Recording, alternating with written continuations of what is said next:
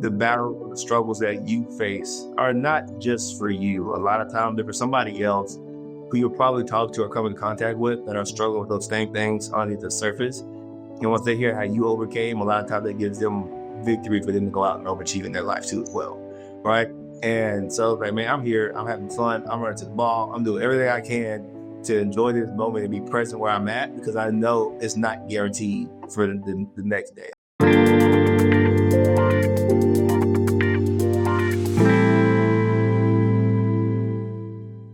From pro athlete to substitute teacher to legal tech, today on The Abstract, I am joined by Emmanuel Smith, a former NFL linebacker turned substitute teacher and legal tech professional who brings a really unique perspective on pushing forward, having the right mindset, embracing resilience. Emmanuel and I met at Clock. He showed me his NFL champion Super Bowl ring, and I realized I had to have this guy on the podcast. He's someone who's moved, from the football field to the classroom, now to sales roles. We're going to talk today about how he's turned no's and pivots into opportunities, chance to be better, a chance to give back. We're also going to talk a little bit about his journey with mental health and how he's been able to reinvent himself and leverage his support system to embrace really all that his personal and professional lives have to offer. So with that, Emmanuel, welcome to this episode of The Abstract. No, thank you so much for inviting me out. I'm excited to be able to talk with you and just share some nuggets. Hopefully it adds people's life a little better. Absolutely. Okay, let's start with your career as a pro athlete, something that has had a few sort of twists and turns or winding ways to it. But, you were a pro football player. Talk to us a little bit about, what inspired you to play football, why you decided to go pro. Give us a short overview of your career. Yeah, no. So guess what? Originally been playing football probably since the age of 4. So kind of got thrown in it early. I was a big bobblehead. You see kids running around now with a helmet going to try to figure out where they're going. But you'll see kids running when the head goes one way, the body is soon to follow. So that's my playing football. Me and my brother both played football growing up. My dad played in college as well. And then as we kind of got older, we're figuring out like, hey, we're pretty good at this. Like, do we want to play it in high school? Play it in high school. And the next step's like, all right, there's a video game. And it's the college football game. So me and my brother used to play that like faithfully every night, like sneaking up to the upstairs, trying to play the video game. Our parents were sleeping. Like, that was our jam. And then we realized like, oh, we have a chance to actually be on the video game. So I'm like, oh, we got to go for it. So that originally inspired us to actually want to go play college football, was just to have the chance to be on the video game and say, hey, look, mom, dad, we made it on the video game. This is super cool. Yeah. And so we sought out, it was really focused on like, hey, can we get a big enough school where our name is recognized? It's like, all right, perfect. We did it. Ironically, we get into college, we both go to Vanderbilt together. And have a lot of fun playing there. But we get in, and as soon as I get in, they stop making the video game. So they were like, you got to be kidding me. Like, that was our dreams. Like, I got to be able to do it. So they stopped making the video game. We were like, well, I guess it's another one we could try to go for. So we still shortly started trying to pivot in, like, how can we make it to Madden? So that kind of was what inspired the journey to allow me and my brother wanted to actually go play football. On that journey, we learned a lot about ourselves, but also about teams, the good people, bad culture, good culture, and how to kind of survive in those things that we could apply to our life. Mm-hmm. Talk to me a little bit, about the mindset that's required to go pro and the sort of discipline that's required. I'm sure you have to make it, in many ways, like your whole life. Yeah, no, I mean, it's one of those things that's funny. Looking back at it now, it's like, how do you go to play pro? And I tell people, you got to have a little bit of earned luck along that journey. Yeah. Because it's not just you, right? It's like it's timing and everything else. You got to put a lot of work in on the front end. So that's what we got coming into college. Like, okay, cool. going to college, but I didn't know you had to keep your grades up to playing college football, right? Like you don't to keep a good GPA, you're on academic Yeah. probation. We didn't want that. So I learned like, hey, your grades are important.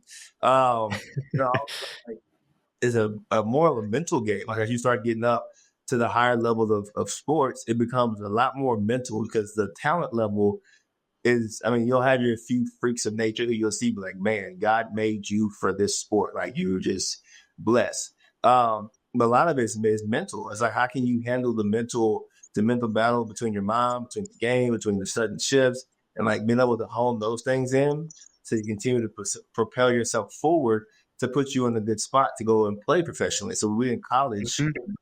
that was one thing that we had to really learn. I think my freshman year, I struggled with that a lot because coming from high school to freshman year of college, I was used to being the big fish in a little pond, and then I got to a ocean, and I'm like, dang, I'm not the big fish no more, right?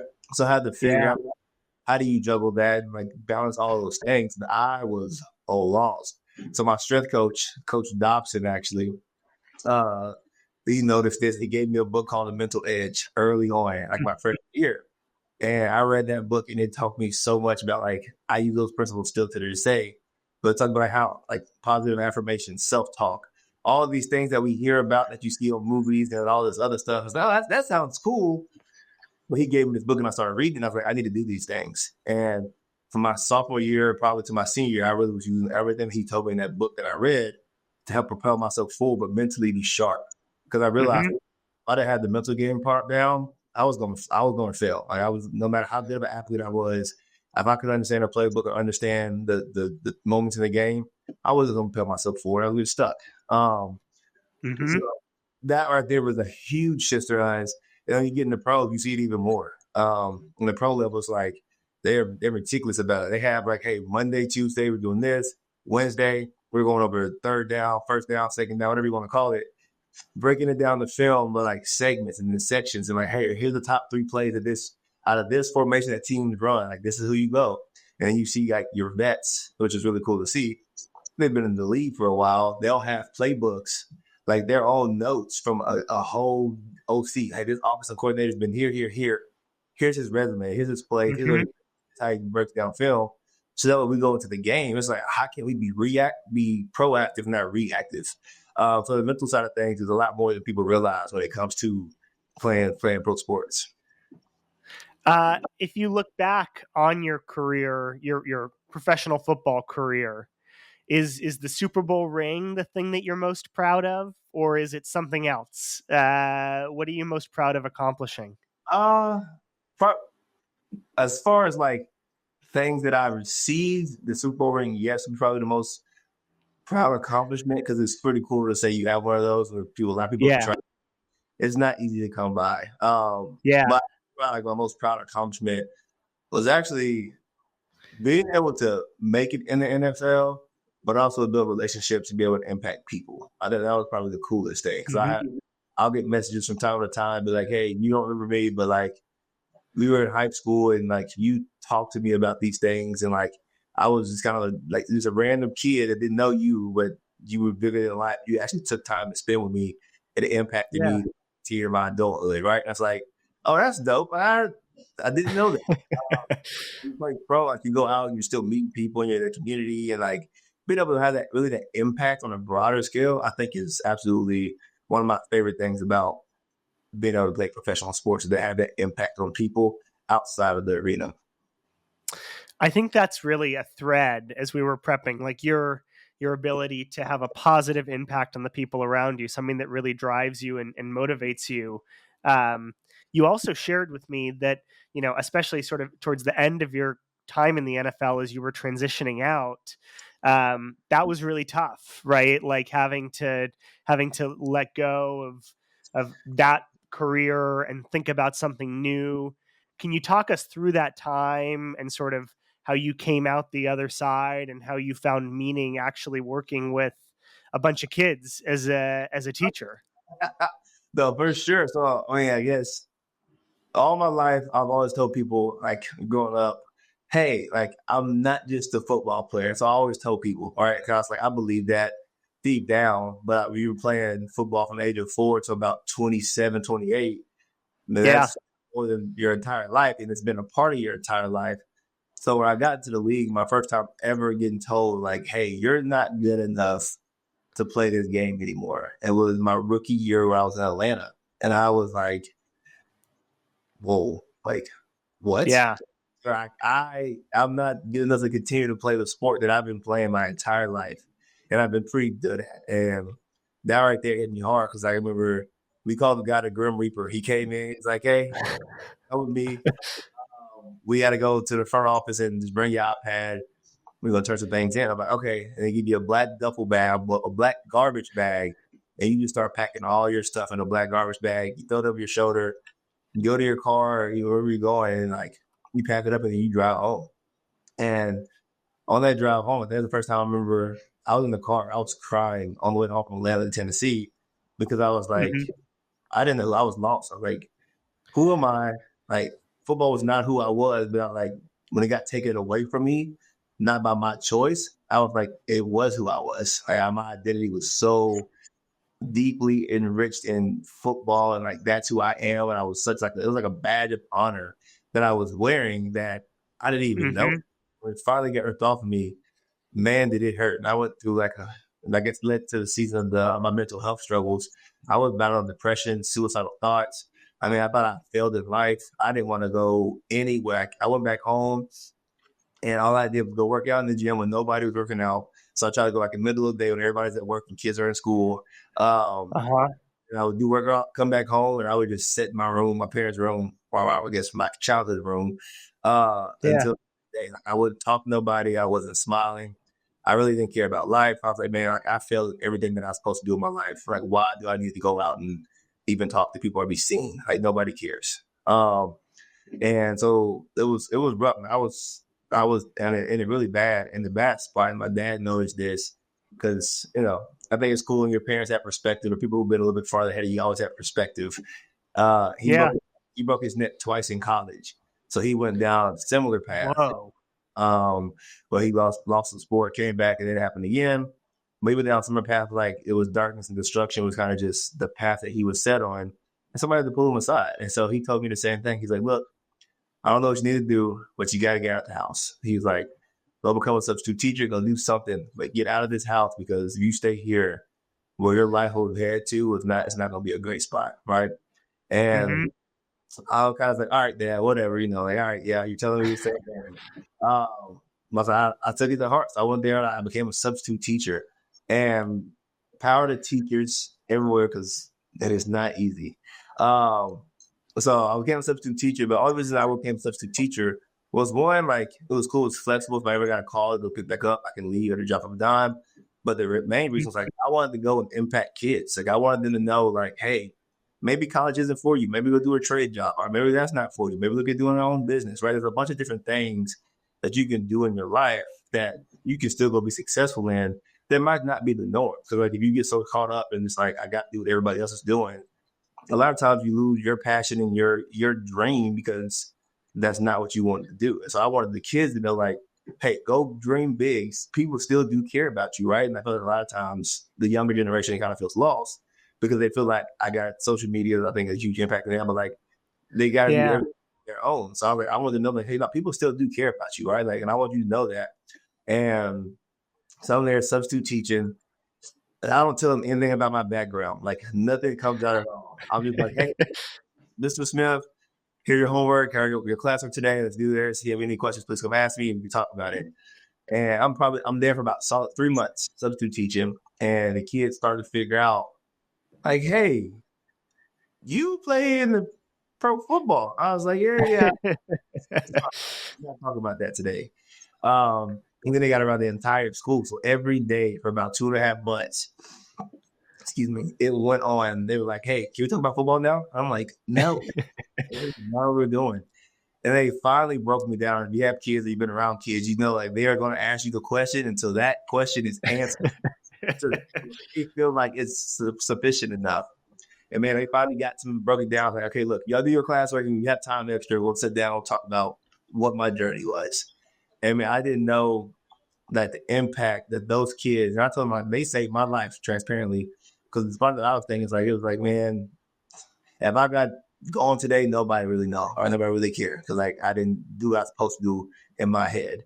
And those kids, man, they put a whole new perspective in me. They're like, dude, you made it. Like, how'd you do this? And like, of course, I didn't accomplish all the things I wanted to accomplish, but it's like, you still had an Yeah. NFL on, you still played in the stadium, like you got to be around these people and like all this other stuff. And I was like, man, I guess I really did do a lot of cool things. And I realized like I wasn't a failure. I Yeah. think the biggest thing the kids taught me was like your perspective drives your reality.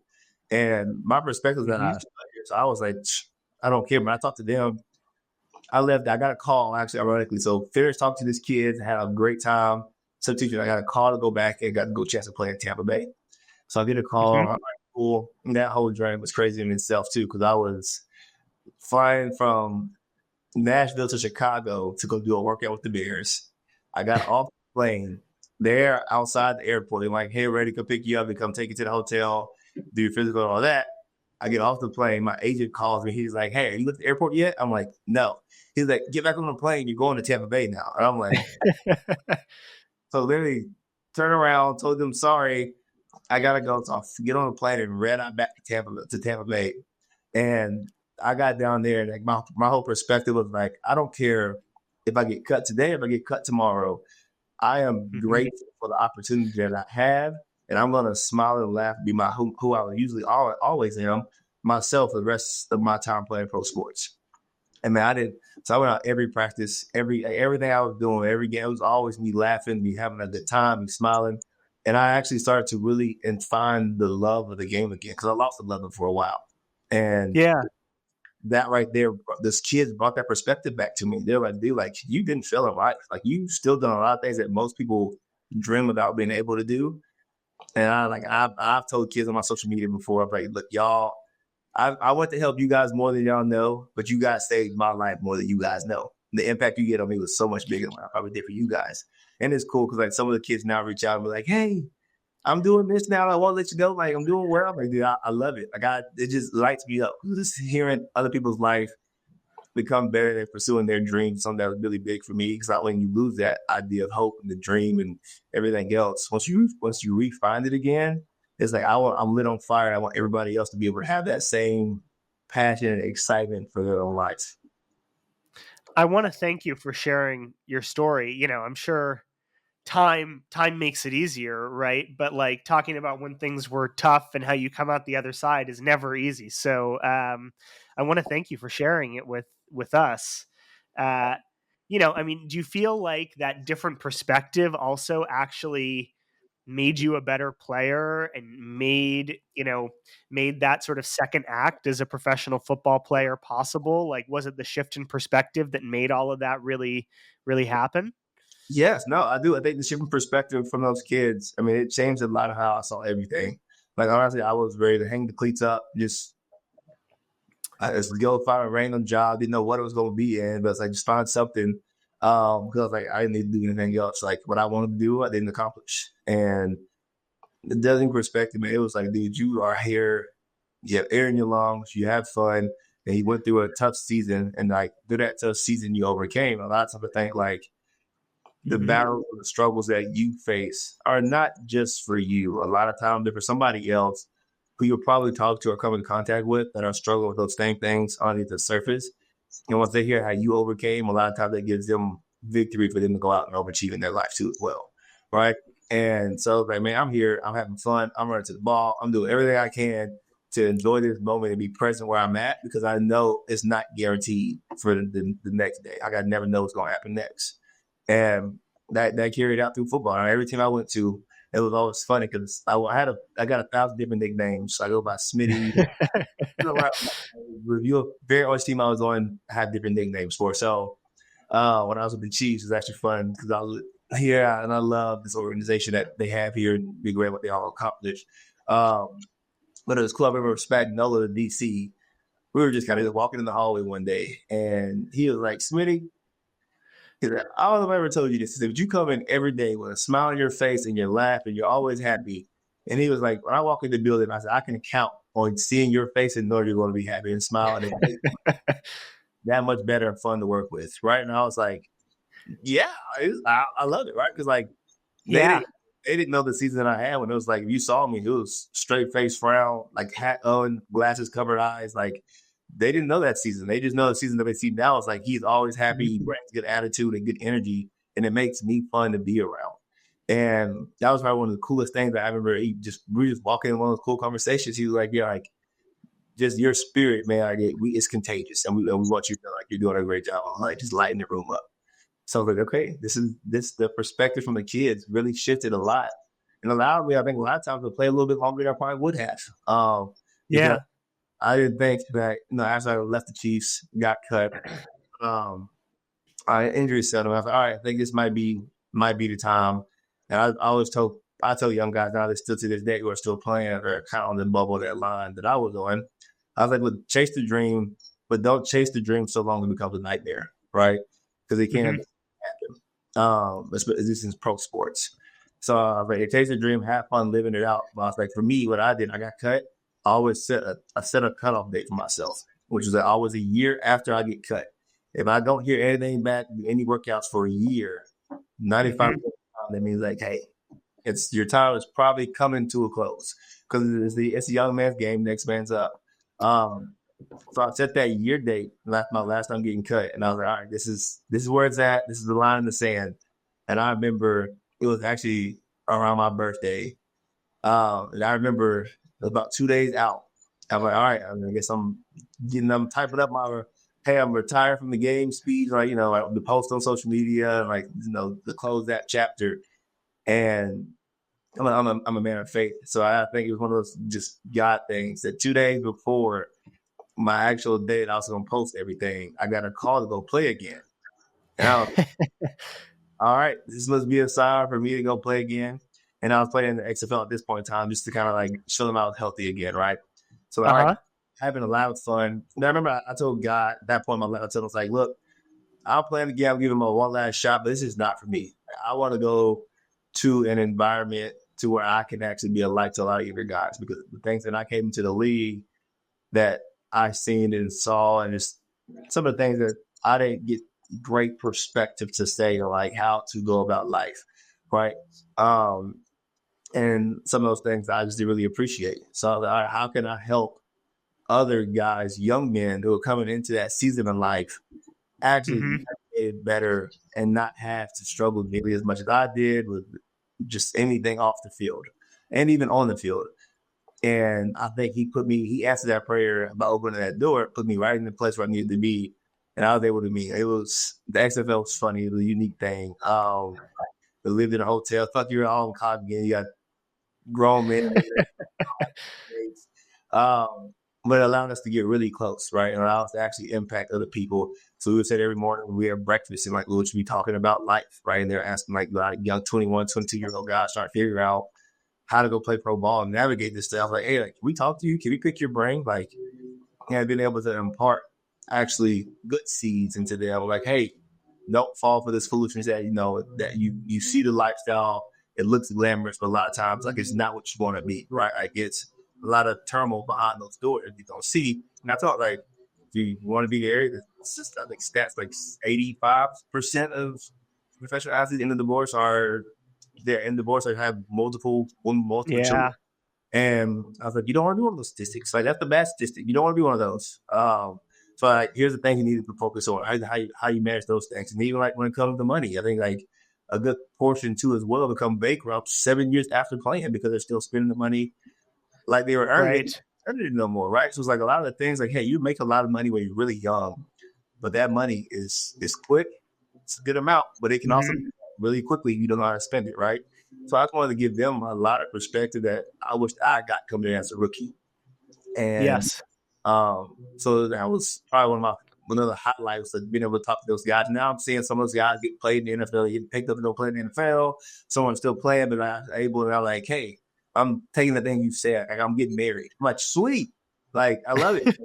Right? Like, it's just cool to always see those little seeds when they do start turning around and start to sprout. Because you have just a little bit of effect on like how somebody's life is going in a certain direction that you can shift it. Talk to me a little bit about the transition from pro sports to whether we call it corporate America or like, the type of job that puts you in a chair that you're sitting in right now, right?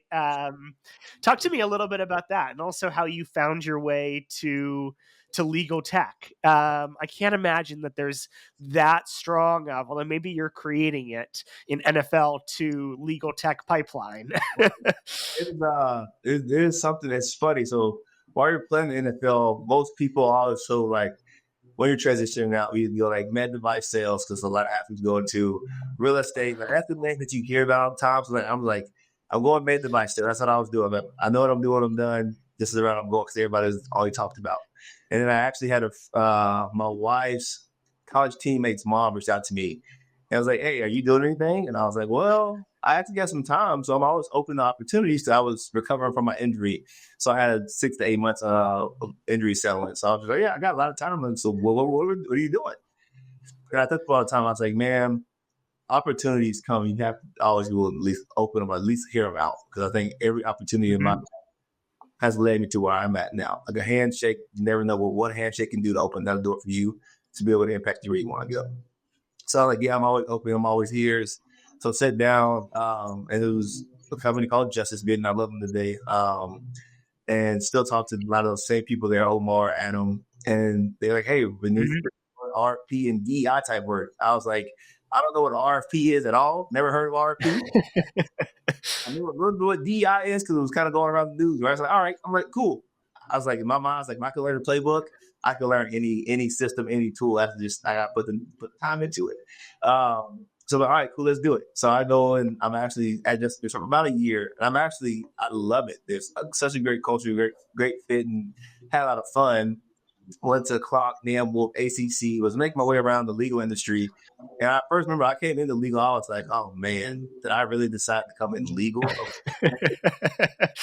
That was like, everybody's going to be suit and tied up with the briefcases, and it's just like, just head down and just grinding. I'm like, man, I don't know if my personality is a fit in this environment. But I started making my way around the conference scenes and like actually getting to know people. And I was like, you know what? This legal community right here, this is my people. I fit in here. Really nice. Yeah. So I actually really loved it. Then I got healthy again. So I left Justice Beard to go play in the XFL for a year. I was having a lot of fun. It was so much fun. It was having chances to go back and play in the NFL, but ended up tearing my Achilles. So when that happened, I was like, all right, this is now like the true pivot. Like, hey, what am I going to do? Like, am I going to stay in legal? Am I going to try something else? And so I ended up shadowing a couple of med surgeons, and they were doing brain surgery and spine surgery. And I thought it was freaking fascinating. Like to see somebody's brain and they're still living. I'm like, whoa, this is weird. Wow. But then see them cut their spine open and like, so it was this shadow. And I enjoyed the perspective. But I was like, man, I don't think I could stand in an operator for 10 hours though. But that's a long time to be in the hospital. Right? So I was like, maybe that's not for me. It was cool, but I just couldn't see myself doing that. So then I had some the power of networking, man. And I had some friends that I met early on when I was in legal. They were like, hey, our company's actually hiring. You should go apply for it. I'm like, all right, sure. Yeah. All right. So I ended up going to apply, and it cracked me up. So I go apply. He told me to apply, put his name in for me. He was doing Tony's his name. I love him that too. So I go apply. I don't get the job. And then they're like, hey, you don't have enough experience. And I'm like, granted, I get that, right? It was a sales role. So I'm like, I think sales, if somebody has the soft skills, you can learn everything else behind that. But I was like, I know how to talk to people. I know how to find pain points. Like, that was very natural for me. But I was like, the tool, I did go to law school. I ain't got the law background outside my dad being a cop, right? So I was like, I don't know much about it, but I can learn, and I'm willing to learn and be studious. But it's like, hey, you don't have enough experience. So I was like, man, my resume is like my last 6 years of experience has been me playing football. You probably watched it on TV. Like, I'm not going to have any sales experience, right? I was like, it's like, how do you get a credit card? I can't even get the credit start, right? So my hair was like, I was like, oh my goodness. So I called him back, like, hey, didn't get a job, man. I appreciate you putting your name out there for me. Like, should just open that door. So I go out, all right, we'll figure it out later. And I get a call back a month later. And he was like, they don't call you back. I'm like, okay. They call back a month later. You're like, hey, are you still looking? I'm like, yeah, I'm open for a job. So they Uh-huh. ended up, but they told me like, hey, we can't put you in outside sales just yet because you have no experience. You got to go the inside sales route. And I was like, okay, you know what? I'll earn my keep. I had no issue putting the work down and earning it. But I said, if I earn what I'm supposed to do, like I want to be moved out. And at least my first time seeing corporate America on that side of the spectrum. Um, the year my year comes up, I'm doing really well. I've done everything I said I was going to do. They let go of the whole inside sales team. Like it's like, Oh, hey, wow. you get on a call like our Monday, our normal Monday call. We hop on. It's like, hey, you guys no longer have a job. And it's like insurance stops at midnight. I was like, man, this is brutal. I'm like, and like me to say that, I was like, I told people I've been cut, fired more times than I've had a job. So I'm like, hey, you gotta go on a plane and go home between, like in 24 hours. I'm like, Yes. cool, we'll figure it out. So I was used to like the instability just from playing professional sports. But I got cool. I was like, this is supposed to be stable. I'm like, this is not stable. Uh, that happened. I was like, wow. It really opened my eyes. So like at some places they do see you as a number, right? And it's like you have no control over what that is, how it looks. But in that season, I was like, all right, cool. I'm just gonna reach out to the same people on inside sales team and like just know, hey there, if you have any help, let us know. Let us stay in touch. Cause like I believe in this genuine relationship and connection. And so I'm unemployed for probably about 3 months. So I'm like, I'm not taking another job, but I know it's the right fit for me. I'm like, I'm not forcing it. Mhm. I'm just gonna trust the man upstairs. He's gonna lay out right where I need to be in my season of life. And I had another friend, Jason Smith, who's my brother from another mother. So if you see him, you know we are related. He's a good dude. He's a very good dude. Yeah, yeah. He actually reached out to me and he was like, "Hey, you need to go talk to Lauren at Qualitas. She's a great friend, great somebody for you to learn from. They're looking to hire." I was like, all right, I trusted Jason. I mean, some outside of being a Cowboys fan, you know, but I love the death. I was like, all right, cool. You said that I trust you, and I always had somebody. I think it's cool. Another fine thread in my life. I've always had somebody who was a little bit farther ahead of me, who had different perspective, that gave me little nudges to go in the right direction to weave where I'm trying to get to in my life. Because otherwise, I never would have known to reach out to any of these people or part of any of these jobs. Because Mhm. I just never knew about these things. So he reached out to me and told me like, "Hey, go talk to them over there and see if it makes me a fit." And I looked at the interview process, and it was one of those things that was kind of like surreal. I remember talking to my wife about it. I was like, one, they asked about my wife. I was like, "Hey, this is maybe I ain't never heard of that in the interview questions." But that told me about the values that they had, or that was important to them, right? I thought that was Mhm. really cool. So we finished going through the interview process, and I'm like, this is actually a company that I can see myself really enjoying being at, right? And like their process, how they talk to people, what they want to be able to do, how they want to help people, was it aligned to a lot how I operate. Like I typically talk like I'm in Yeah. sales, yes, during the day, and I enjoy sales. Unless it's very fun. I love talking to people and how that just competitive side of it. But also, I see everybody that I talk to like a future teammate, right? So for me, it's like I'm not going to try to push somebody to buy something if it's not going to benefit them right now Yes. in life. Because I'm like, if I'm going to do that, you'll turn around and look at me as like it's 4th and 1, and you make me fumble the ball, right? I'm like, this is not what I want you to look at me. I was like, hey, this guy actually helped me out, and what he told me actually, this is what I needed, right? And if it's not, if I know somebody else, I was like, hey, go talk to these people. I found what Center refer about because I want to help people and I want them to understand, like, I see you as an equal to me in terms of like we're business partners, business stature, but also like as a human. Like, I'm not going to try to sabotage you and your job, what you're doing, your livelihood to immediately get me some success. You know, I rather fail at that point, right? Um, Yes. so a lot of times about that, it's like, so how we go about it was super cool because it was like, you have relationships, you talk to people and see if there's a need. There's a need that we can solve, then yes, we will fill that. But if it's not a need that we can't solve, don't try to push and hammer them to go do something that's not going to benefit them. Because at the end of the day, we're in business to help people. And Yes. that was so refreshing because most times in sales, it's like, I don't care. You need to get this done. But like, even if they don't need it, still push it. Like, it's as close as you can. And sometimes that can taint relationships, right? And for me, that's not how I operate. And I tell people all the time, like, it's funny. I read out people on LinkedIn. My thing is like, hey, thank you for connecting with me, but I want to learn about your story, your journey. And that's just a general, like, as people get to know me more now, it's a general, like, curiosity. Like, I want to know what your story is like, your journey, because like I'll share some of mine as well. But like I get to pull nuggets from everybody else. Like, hey, okay, this is what you got faced with, how you struggled with, how you overcame it. Now I can figure out when I do come into that point in my life or sometime my professional career, I know kind of how to go about that because I talk to people who went through similar things. Um, so I was super happy I landed with Qualitas, and they're certified women-owned consulting group, which I think is super duper cool. Yeah, they focus on a couple of things. It's really three things: CLM, ELM, and change management. And I think to me that was huge because like I've been around a lot of contracts that my agent read that I didn't read, didn't understand half the jargon, but now I'm getting to understand being on the legal side now.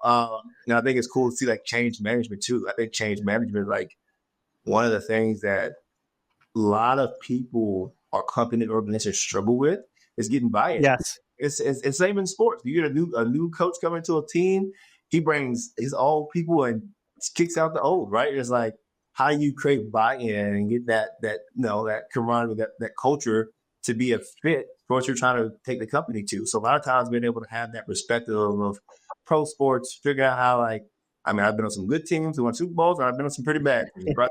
So some good cultures, some bad cultures, but seeing like how we can take those same cultures and same things that we talk about.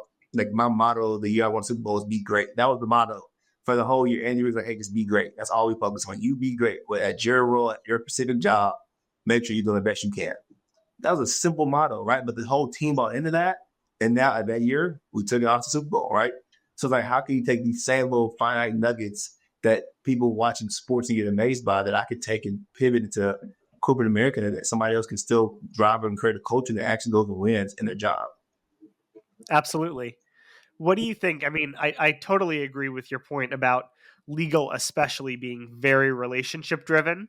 Yes. What do you think you like about working in legal tech? What excites you about that? Oh, what is one is it's interesting because it's something I didn't know anything about, right? So it challenges me to like figure out how to learn about it, how like I can make it make sense to me, time and them. So like that's a challenge in itself, which is fun because I think you should always be a learner in life. Yeah. The second thing about it is like I really enjoy the community. Like I think Yeah. it's rocks. Like it's one of the best communities I've been able to be a part of in my young life. I'm not, just first to turn 30.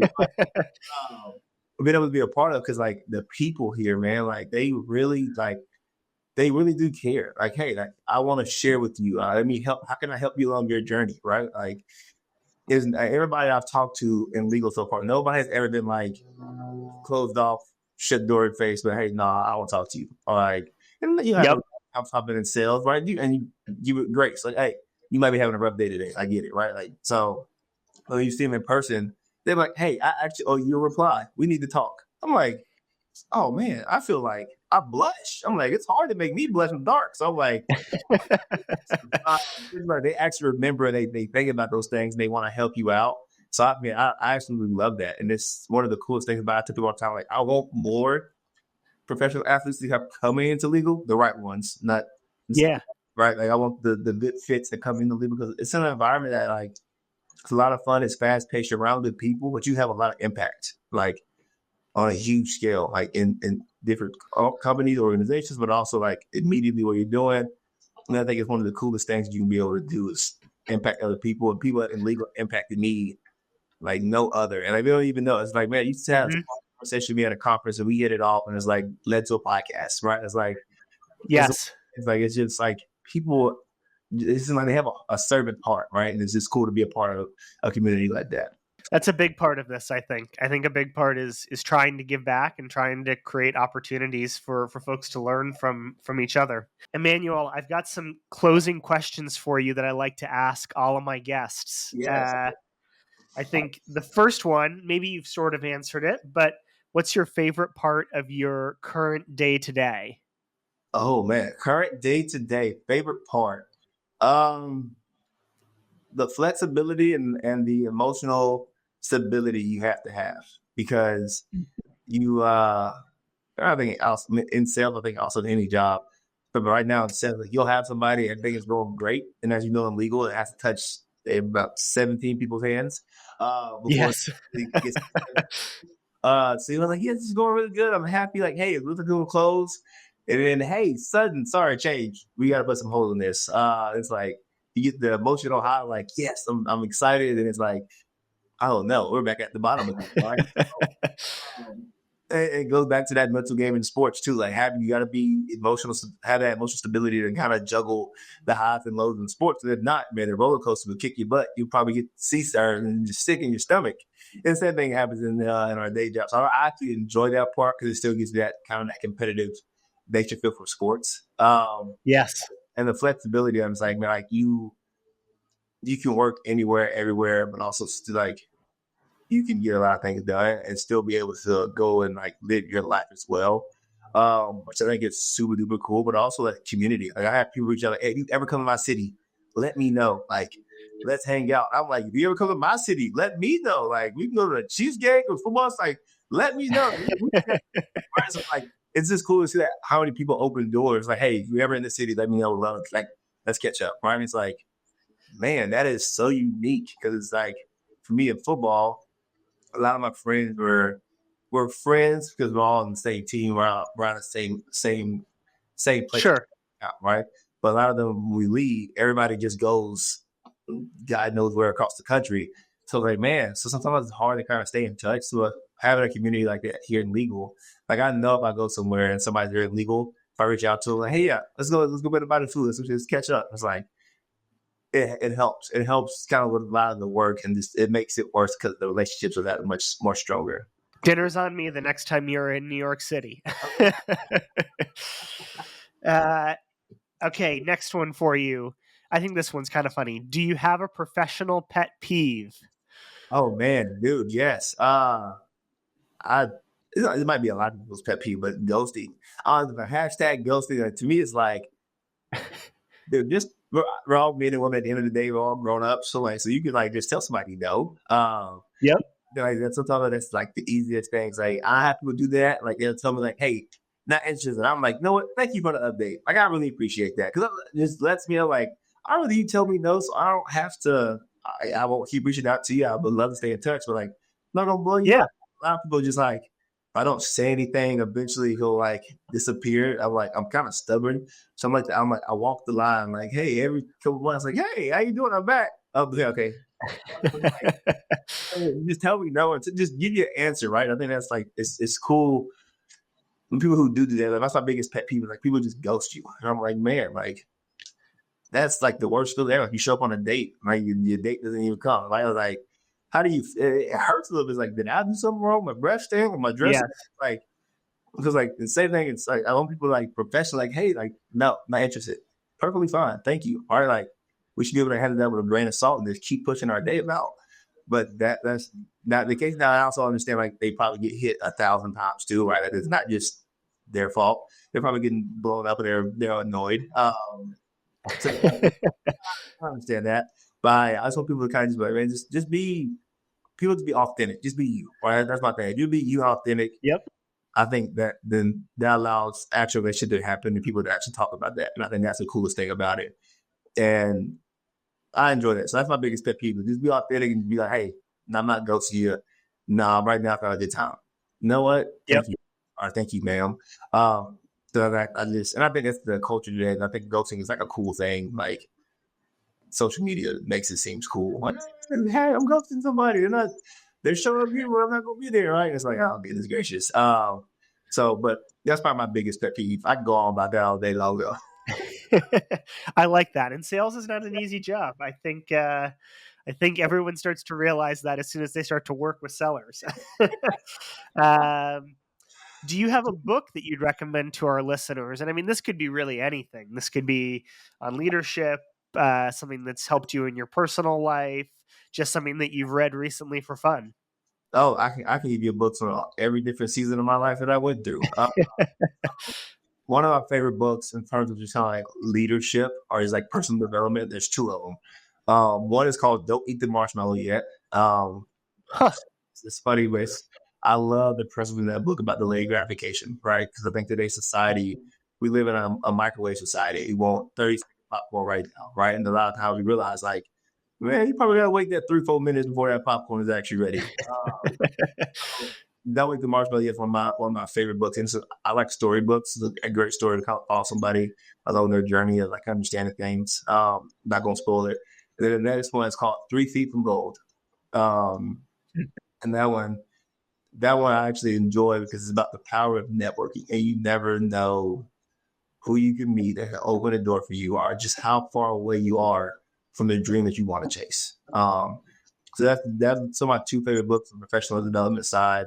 If you're looking at for men, just like how like developing their self, there is a book that I've read.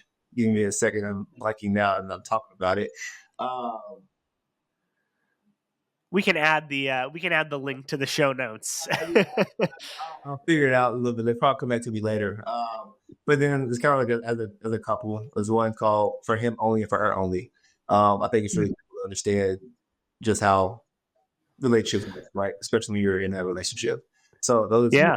I'm really hopeful that I really enjoy, that you'll see me talk a lot about. My last question for you, and I don't know, take this how you'd like to.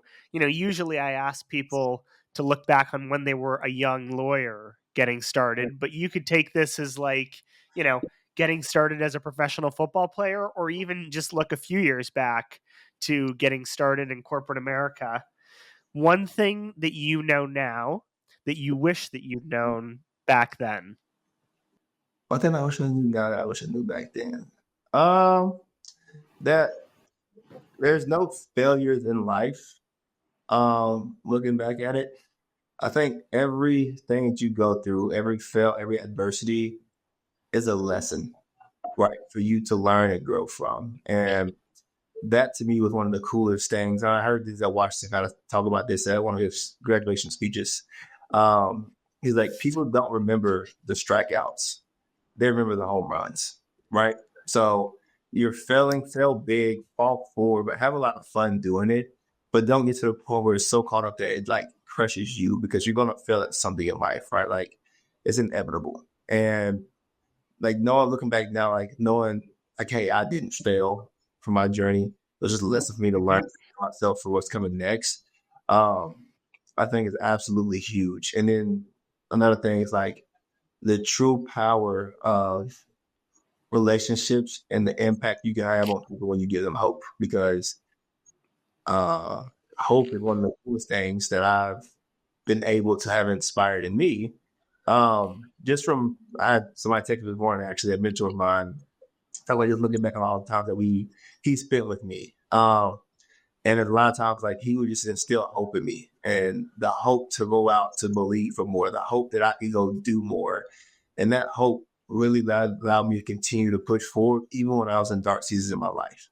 Um, so I think, man, I want people all, and I took over time. I have a shirt that sometimes has hope deal there, because I want people to have hope. Because I believe, like when you have hope, you'll dream big. You'll keep going about the things you're really passionate about, and you won't lose yourself, right? And I think a lot of people today have lost a lot of hope and just like their own Yeah. dream.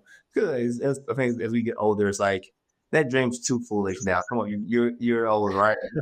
People probably keep downing you in your dreams, right? And it's like, I don't think any dream should ever die, right? Like when we ever our time is to leave this place of the world and earth, we all gonna be on our deathbeds. And I think the one thing that we'll all look up and say is like, I don't want to say, I wish I had done this. I wish I pursued this. I wish I took a risk. I want to be like, man, I really went out and lived the life that I wanted to dream and aspire to. And I might have failed at it, but through that failure, I learned so much about how to go do other things, right? But I don't want people to just let their dreams just sit there and die because they feel like they got to chase whatever the world is pushing them to chase. So that's probably big for me, because like I think I am a unicorn, because I'm like I just want to chase the dream, live it, have so much fun doing it, because I know the journey is going to be so much worth before I get to the destination.